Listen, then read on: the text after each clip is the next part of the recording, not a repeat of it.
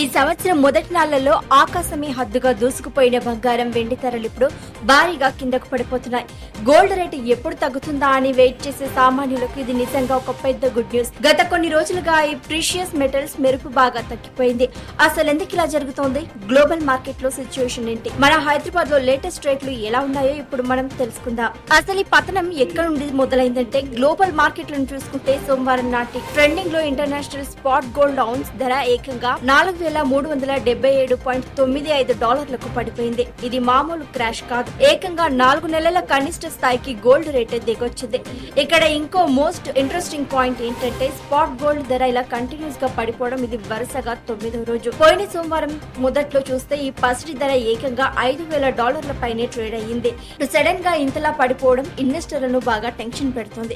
బంగారం మాత్రమే కాదు, వెండి ధర కూడా భారీగా పతనమై $65.74 పడిపోయింది.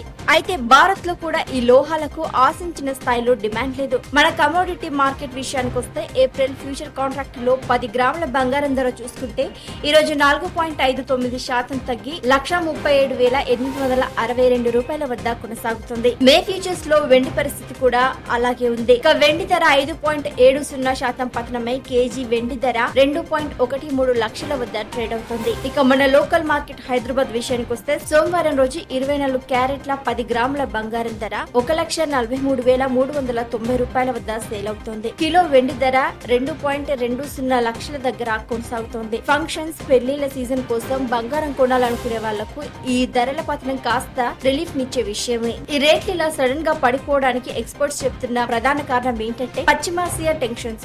అక్కడ జరుగుతున్న యుద్ధ వాతావరణం వల్ల క్రూడ్ ఆయిల్ రేట్లు విపరీతంగా పెరిగిపోతున్నాయి. దీనివల్ల గ్లోబల్ లెవెల్స్ లో ద్రవ్యోల్బణం కంట్రోల్ అవుతుందనే భయాలు మార్కెట్ లో బాగా పెరిగిపోయాయి. దీనికి తోడు ఈ జియో పొలిటికల్ టెన్షన్స్ వల్ల ప్రపంచ దేశాల ఎకానమీలు డల్ అవుతాయనే అంచనాలు కూడా ఉన్నాయి. ఈ భయాల మధ్య అమెరికన్ డాలర్ బాగా స్ట్రాంగ్ అవుతుంది. సాధారణంగా ఎప్పుడైనా సరే డాలర్ వాల్యూ పెరిగితే బంగారం, సిల్వర్ రేట్లు ఆటోమేటిక్ గా కిందకు పడిపోతాయి. ఇప్పుడు ఖచ్చితంగా అదే జరుగుతుంది. ఇలా ఇంకో ముఖ్యమైన విషయం ఏంటంటే అమెరికా సెంట్రల్ బ్యాంక్ అయిన US fed bank of Japan లాంటి పెద్ద సెంట్రల్ బ్యాంకులని తమ ఇంట్రెస్ట్ రేట్లను అస్సలు తగ్గించుకుంటా ఎప్పటిలాగానే కొనసాగిస్తున్నాయి. ఇలా వడ్డీ రేట్లు తగ్గకపోవడం కూడా ఈ లోహాల ధరలు పడిపోవడానికి ఒక పెద్ద కారణమని బులియన్ మార్కెట్ ఎక్స్పర్ట్స్ చెప్తున్నారు. మొత్తానికి చూసుకుంటే గ్లోబల్ టెన్షన్స్, స్ట్రాంగ్ డాలర్, ద్రవ్యోల్బణం దెబ్బకు బంగారం ధరలకు బ్రేక్ లేని బండిలా కిందకు వస్తున్నాయి.